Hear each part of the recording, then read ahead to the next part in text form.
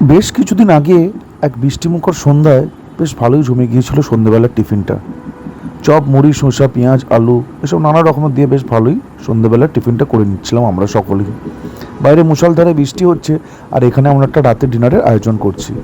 প্রথমে এখানে 200 গ্রাম টক দই নিয়ে তার মধ্যে লঙ্কা গুঁড়ো, ধনে গুঁড়ো, জিরে গুঁড়ো, হলুদ গুঁড়ো আর বিরিয়ানি মশলা আর একটা গোলমরিচের প্যাকেট আমি এখানে মিশিয়ে দিয়ে একটা মিশ্রণ ভালো করে তৈরি করে নিলাম।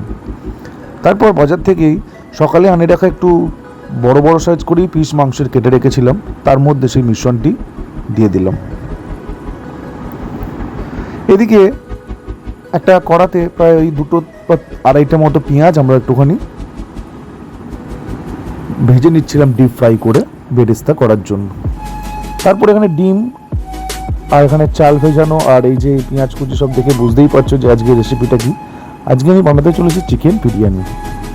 এই গরম মশলাগুলো তারপর সেই পেঁয়াজের বেরেস্তা করা তেলেই দিয়ে দিলাম, গোটা গরম মশলাগুলো। তারপর আগে থেকে কুচিয়ে রাখা পেঁয়াজগুলো তার মধ্যে দিয়ে দিলাম। এদিকে একটা হাঁড়িতে জল বসিয়ে গরম করে সেটাকে তার মধ্যে একটু সামান্য সাদা তেল আর এই গোটা গরম মশলাগুলো দিয়ে একটু নাড়িয়ে গরম করতে রেখে দিলাম। পেঁয়াজে কালার আনার জন্য কিছুটা সামান্য চিনিও ইউজ করলাম। তারপরে ব্যাস মশলাগুলো ভালো করে কষিয়ে নিচ্ছিলাম, আর এর উপর দিয়ে দিলাম হচ্ছে অল্প আদা রসুনের পেস্ট।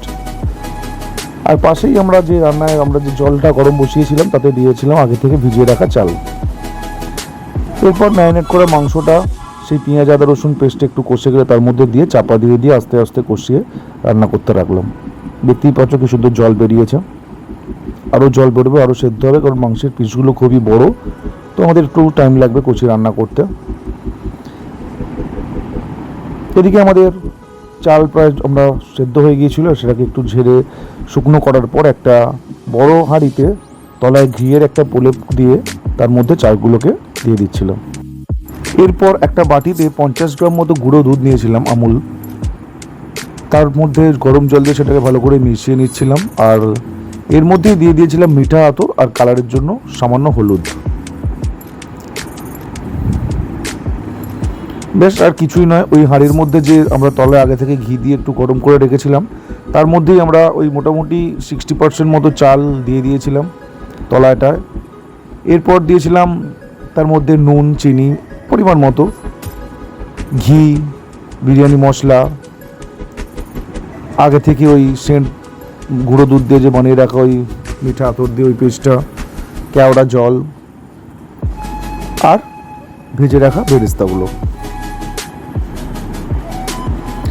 এরপর মাংস তো আমাদের প্রায় রেডি। তারপর উপর দিয়ে মাংসগুলোকে সাজিয়ে দিচ্ছিলাম। মাংস, ডিম, আলু সব কিছুই ওই 60% চালের ওপরে দিয়ে দিয়েছিলাম। এরপর এটা হয়ে যাওয়ার পর বাকি যে আমাদের 40% চাল রয়ে গিয়েছিল সেই চালটার ওপরে লেয়ার দিয়ে দিলাম, আর একই প্রসেসে আগেরই মতোই কেওড়া জল, গরম মশলা, ঘি,